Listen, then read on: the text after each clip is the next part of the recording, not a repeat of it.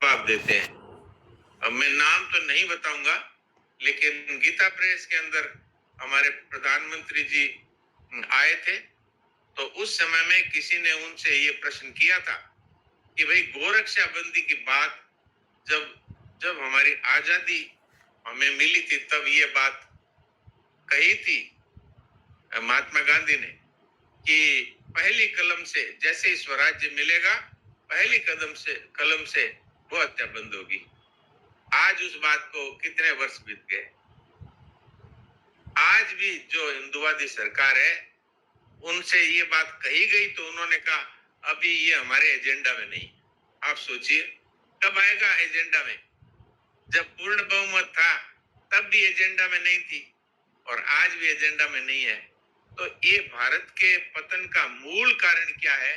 भगवान जिसके लिए अवतार लेते हैं, जिसकी रक्षा के लिए, उसी गौ माता की हत्या हो रही है और उसका मांस विदेशों में भेजा जा रहा है और उस धन से और ये सरकार में पैसे आ रहे हैं। तो कैसे होगा भारतवर्ष का उत्थान और कैसे होगा कल्याण? आज ये दशा है। अब किससे कहें? वो हालत है कि घड़े में मुंह दे के रो जैसी स्थिति है, क्योंकि हम सब लोगों की बुद्धि ऐसी हो गई है कि जो जो प्रतिनिधि हम चुनकर भेजते हैं, हमारे अंदर इतनी भी बात नहीं है। सब इकट्ठे होकर के प्रतिनिधियों से जाकर कहें, एमएलए है, एमपी है, इनसे कि अगर अगली बार जीतना है तो गो रक्षा होनी चाहिए, गो हत्या बंद करो। आज ऐसी ऐसी चीजों पर सरकार पैसे खर्च कर रही है कि अगर उस पैसे का एक अंश भी गायों की रक्षा पे लगा दिया जाए तो ये जो कहते हैं कि अगर गाय नहीं कटेगी तो इतनी गाय हो जाएगी कि बस इस धरती पे समाएगी नहीं। इनको ये बात पता नहीं है कि गाय बेचारी 12 से 16 वर्ष की उम्र लेकर आती है और वो बहुत से समय तक दूध भी देती है और अंत तक गोबर गौमूत्र देती है, जिससे खेती और औषधियां सब बन सकती है। अपना खर्चा गाय मरते दम तक निकालती है। और मैं तो कहता हूं चाहे बूढ़े बुजुर्ग हैं वो किसी काम के नहीं रहते, तो क्या उनको कटने के लिए भेज दिया जाए? जिस गाय माता ने हमें 12 वर्ष तक दूध दिया, उस गाय माता को बूढ़ी होने के बाद हम कह दें अब अनुपयोगी है इसलिए उसको काट रहे हैं। ये सरकार का ये तर्क है कि अनुपयोगी बैल, अनुपयोगी गाय कट रहे हैं, और वास्तविकता ये है कि जवान से जवान बैल और गायें कट रही है। तो क्या किया जाए, किससे कहा जाए? तो ये गोरक्षा संबंधी जो महाराज जी ने बात कही है इस विषय में मेरे ये कुछ बातें मन में आई सो आपकी सेवा में रख दी। यहाँ भी जाति जन्म से मानी जाए या कर्म से, इस पर भी महाराज जी बोले हैं। तो इस पर भी जो बातें मेरे प्रेरणा हुई आपकी सेवा में रख दी। अब ये है कि भाई, हाँ बोलिए बोलिए। मैं तो आप बोलो। हाँ, मैं ये कह रहा था कि जो कुछ लोग कहते हैं कि शूद्रों पर बड़ा भारी अत्याचार हुआ और उनको छुआछूत कर दी, स्पर्श नहीं किया जाए, ये नहीं किया जाए।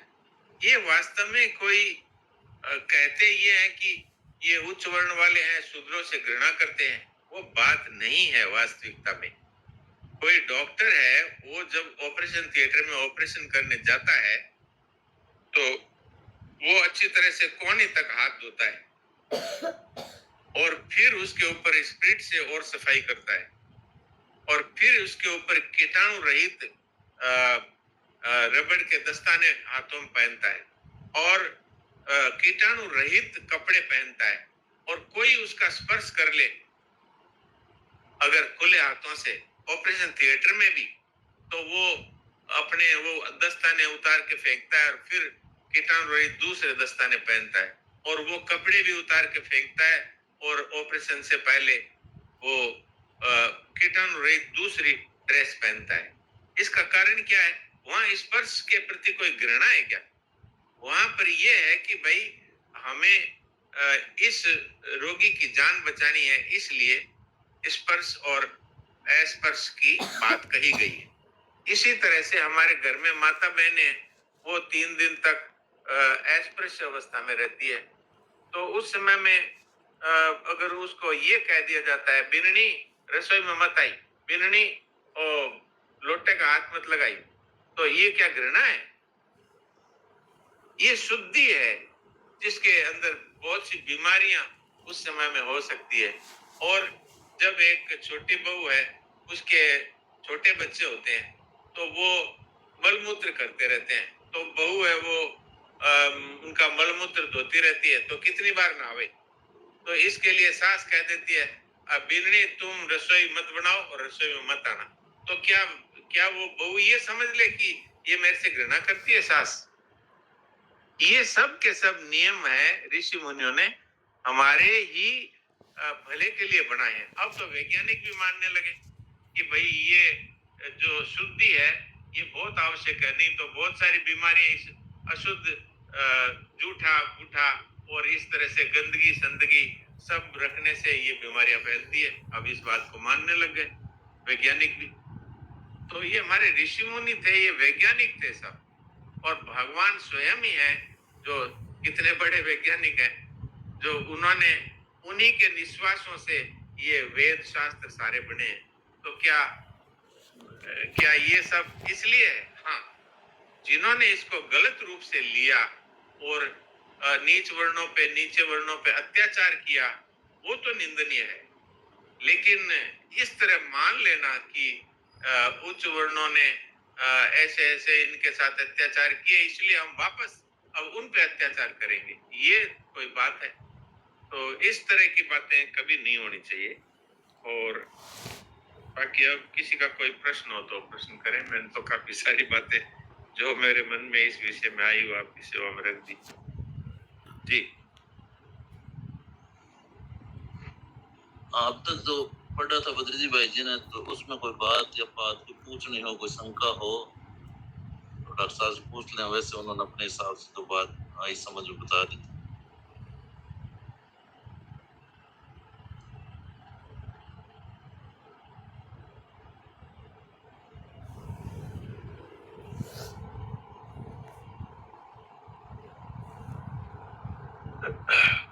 इसमें तो डॉक्टर साहब कोई आपकी कोई विचार आता है तो और कोई बात बतानी है बता दो, कोई प्रश्न तो या तो राम राम। राम राम, बोलिए। जी सा ये देसी गायों का दूध की डिमांड ही नहीं, जब डेयरियों से दूध मिलने लगा तो कोई ताजा दूध या देसी गायों की डिमांड लोग नहीं है कोई। और सरकार भी जर्सी गायों का ब्रीडिंग में बढ़ावा दे रही है। इनको तो बस दूध से मतलब है, जबकि साबित हो चुका है कि देसी गाय A2 मिल्क देती है जो सबसे बढ़िया है, और जर्सी गायों का दूध A1 क्वालिटी की, मतलब नाम A1 है पर क्वालिटी सबसे घटिया है। फिर भी लोग दूध की मात्रा और नकली दूध ही काफी तो बिक रहा है, ऐसा बार बार अखबार में आता है। दूध घी मक्खन सब यही मिलावटी मिलता है सब जगह। और यहाँ तक मैं देख रहा हूँ सत्संगी भी ऐसा नहीं कि देसी गाय के दूध का या घी का आग्रह, कई लोग रखते हैं कई नहीं रखते, जो मिल गया उसी से चला लेते हैं। जबकि होना ये चाहिए कि प्रत्येक हिंदू के घर में दूध घी गाय का ही आना चाहिए, देसी गायों का। अब इस पर विचार विमर्श सत्संगी लोगों को ही जागृत होकर कार्य करना पड़ेगा। आपने बहुत अच्छा किया, मुझे ये बात याद दिलाई। अब इस विषय में मुझे बात कहनी चाहिए थी, मेरे दिमाग में नहीं आई। अब आपने याद दिला दिया, तो भगवान की ये प्रेरणा है।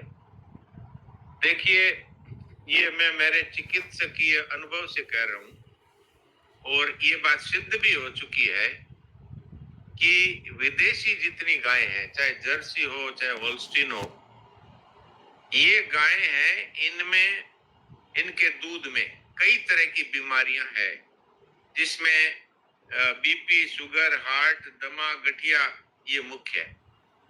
ये इसकी देन है। ये इसके अंदर ऐसे तत्व हैं जिससे कैंसर तक बढ़ता है, और ये सारी बीमारियां जो साधारण रूप से प्राय 40 वर्ष के बाद आजकल देखने में आ रही है। तो हमारे पर तो भगवान की ऐसी कृपा शुरू से रही है कि मेरे माताजी पिताजी शुरू से गायें रखते थे। उस समय तो विदेशी का कोई काम भी नहीं था, उस समय तो देसी गायें थी। और इसके बाद जब से हमने समझ पकड़ी तब से हम देसी गाय रखते हैं। आज भी मेरे घर में, यद्यपि जयपुर में मेरा मकान है, लेकिन जयपुर में भी मैं मकान इस जगह पे बना है कि जहाँ चारों तरफ खेत है, उसके बीच में एक कॉलोनी कटी है, उसमें मकान बना है। तो वहां पर अभी भी 5 देसी गायें हमारे घर में है, जिसमें 3 गायें दूध देती है, 2 गायें टल जाती है, और उनका दूध है, उनका घी, उन्हीं का मक्खन, और यही सब घर में बड़े छोटे सब के लिए प्रयोग होता है। और जो छाछ बहुत सारी बच जाती है तो वो गायों को ही पिला देते हैं। और कुछ भाई बंधु जो आग्रह करके दूध ले जाए तो 75 रुपए किलो में देसी गाय का दूध 75 रुपए लीटर जयपुर में, कहीं कहीं 100 रुपए लीटर भी बिक रहा है। बात क्या है, ये A1 और A2 मिल्क की जो बात अभी कही जयेश भाई ने, ये A1 इसलिए है कि अमेरिका में ये गाय है, होल्स्टीन और जर्सी, तो अमेरिका के नाम से A1 है इसका। वास्तव में A2 मिल्क है, आज भी अमेरिका में भी वो उससे डबल दामों में अमेरिका में मिल रहा है। और विदेशी लोग हमारे यहाँ की जो बैलों की नस्ल है उसको वहां ले गए, डेनमार्क में ले गए, ऑस्ट्रिया में ले गए, अमेरिका में ले गए, कि वो अपनी नस्लें सुधार करके A2 मिल्क, A2 दूध उनके जीवन में मिले। मैं अमेरिका गया था तो वहां के जो बड़े बड़े स्टोर है, जो बड़े बड़े मॉल्स में, वहां पर मैंने देखा A2 जो दूध है उसके दाम 1.5 गुना से 2 गुना थे। वहां पर वो 2 लीटर 5 लीटर इस तरह की वो केटलियां रखी रहती है ताजे दूध की, तो उनके दाम वहां लिखे रहते हैं। तो बात क्या है, समझते सब हैं। और अगर मैं और गहराई से जाऊं, 2-5 मिनट ले तो ये वास्तव में ये विदेशी साजिश से भारतवर्ष को कमजोर करने के लिए श्वेत क्रांति के नाम से, और यहाँ भारतवर्ष में जो बढ़िया देशी गाय थी उनको तो काट करके उनका मांस विदेशों में भेजो, और जो, क्योंकि ये कह दिया, अरे क्या तुम लोग 5-6 लीटर सुबह शाम दूध देती है ऐसी गाय को क्या रखते हो, अब 25 किलो देगी, 25 लीटर दूध देगी सुबह, 25 लीटर शाम, ये रखो। तो इसको नाम दिया श्वेत क्रांति।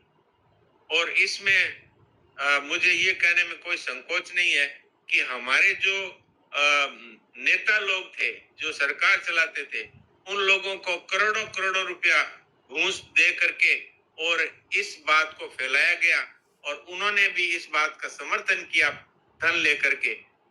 उनको इससे कोई मतलब नहीं था कि भारतवर्ष कमजोर हो जाएगा, यहाँ पर बीपी, शुगर, हार्ट और ये कैंसर जैसी बीमारियां फैलेगी, इससे उनको कोई मतलब नहीं था। उनको करोड़ों रुपया मिल गया तो उन्होंने अंग्रेजों का जो प्रस्ताव था विदेशी लोगों का भारत को कमजोर करने की दृष्टि से, उसको बढ़ाई करके प्रसारित किया गया श्वेत क्रांति, दुग्ध क्रांति। ये कुछ नहीं है, ये हमारे देश को कमजोर करने की बहुत बड़ी साजिश थी जिसमें वो लोग सफल हुए। और आज भी हम लोग इतने मूर्ख हैं कि 6 किलो दूध वाली सुबह शाम वाली गाय जो अमृत दे रही है उसको छोड़ करके जो जहर दे रही है वो 25 किलो, जिसमें वास्तव में पानी ही अधिक होता है और बीमारियां अधिक होती है, उनको हमने स्वीकार किया। और डेयरी वाले इसलिए उसको रखते हैं कि उनको 50 रुपए किलो बेचना है वही दूध, तो जितना ज्यादा दूध हो उतना ही अच्छा है, चाहे उसमें बीमारी हो अथवा जो पोषक तत्व बिल्कुल ना हो, बीमारी वाले तत्व हो। लेकिन अंदरूनी बात यह है कि ये जो डेयरी वाले हैं ये भी खुद देशी गाय का दूध अपने घरों में काम में लेते हैं और हम लोगों को विदेशी दूध पिलाते हैं, विदेशी गाय वाला, होल्स्टीन वाला। तो इस तरह की साजिश में हम लोग फंस गए। और भारतवर्ष के लोग तो, अब मैं क्या बताऊं, अब वो स्वयं ही इस लालच में फंस गए कि 25 किलो 20 किलो दूध दे रही है। लेकिन विदेश वाले अपनी अपनी अपनी नस्लों को सुधार रहे हैं भारतीय सांडों को ले जा करके, और हम लोगों के लिए विदेशी सांडों का सीमन वीर्य लगा करके और हमारी नस्लें खराब कर रहे हैं। जिनके पास थोड़ी बहुत कोई देशी गायें हैं वो भी इस मूर्खता से और उनका वीर्य काम में लेकर के अपनी नस्लों को खराब कर रहे हैं। नारायण नारायण। राम राम जी सर। हाँ कृपा से नजदीक में एक राम जी मंदिर है, उसकी गौशाला है। 90 रुपए लीटर में भी वहाँ दूध नहीं बेचता है आधे घंटे में। जहाँ जिस घर में कहीं कैंसर है कुछ है, वहाँ डॉक्टर कहते हैं कि गाय का दूध दीजिए, देसी गायों का, इससे दिक्कत नहीं होती। तो तब वहाँ लोग जगते हैं, तब लेने आते हैं। या छोटे बच्चों के लिए घर पे अगर दूध नहीं माँ का आ रहा है तो देने के लिए, तो देसी गाय इतनी कम हो कि दूध मिलना मुश्किल है, और मिल जाए तो भी 90-100 रुपया लीटर बिक रहा है। और कई डेयरिया वाले तो 150 रुपए तक लीटर का चार्ज करते हैं। हाँ, यहाँ जिस अस्पताल में मैं अभी सेवा दे रहा हूँ, ये शेखावाटी का पिलानी क्षेत्र है। यहाँ पर मैं लोगों से कहता हूँ कि भाई देसी गाय का दूध पियो, तो वो बोलते हैं कि देसी गाय तो देखने को भी नहीं है। ये हालत हो रही है यहाँ। और एक मैं आपको सत्य घटना बता रहा हूँ। पहले मैं इसके बगल वाले एक शहर में एक अस्पताल में मैं सेवा दे रहा था। वहां पर मेरे पास एक गठिया का रोगी और उसकी पत्नी आए, और उन्होंने अपनी सारी बीमारी बताई। उनकी पत्नी ने कहा ये रात में उठ उठ करके 12, 1, 2 बजे उठ उठ के रो रहे हैं, क्योंकि इनके सारे जोड़ों में इतना भयंकर दर्द होता है कि रोते रोते ये रातें बिता रहे हैं। तो हमारे जो भी दवाइयाँ गठिया के लिए एलोपैथी में होती है, वो दवाइयाँ मैंने उनको लिख दी। और फिर ये बात मैंने उनसे कही कि आपके घर में गाय कौन सी है? तो उन्होंने कहा हमारे तो विदेशी गाय हैं। तो मैंने उनसे ये कहा कि अगर आप देसी गाय का दूध पीना शुरू करो तो आपको शायद ये दवाइयाँ फिर बहुत कम हो जाएंगी। मैंने ऐसे ही कहा। तो उन्होंने 2 महीने करीब मेरे पास आते रहे, दिखाते रहे, फिर आए ही नहीं। तो मैंने उनकी बेटी का मेरे पास फोन आया था उनकी बीमारी को लेकर के। तो बेटी के नंबर मेरे पास सेव किए हुए थे, तो राजपूत परिवार है। तो मैंने उसकी बेटी को फोन किया कि भाई तुम्हारे पिताजी अभी 4 महीने हो गए आ नहीं रहे, क्या उनका गठिया की दवाई चल रही है क्या? तो उन्होंने कहा पिताजी ने तो वो विदेशी गाय बेच दी और देसी गाय रख ली, उसका दूध पी रहे हैं, और उसके बाद दवाइयां भी छोड़ दी, अब बिल्कुल ठीक है। तो जो गठिया की बीमारी, जिसको हम एलोपैथी में ये कह देते हैं जिंदगी भर तुमको दवाई खानी पड़ेगी, वो यहाँ पर ये बिल्कुल सत्य घटना है। और मेरा ही रोगी था वो, जो मुझे दिखाता था। तो आप देखो कि वास्तव में ये देसी गाय का दूध अमृत है, बीमारियों को एकदम ठीक कर सकता है। पर अब कोई इस बात पर विश्वास ना करे तो भाई मर्जी है। नारायण नारायण। जी सर, समय हो रहा है। राम राम।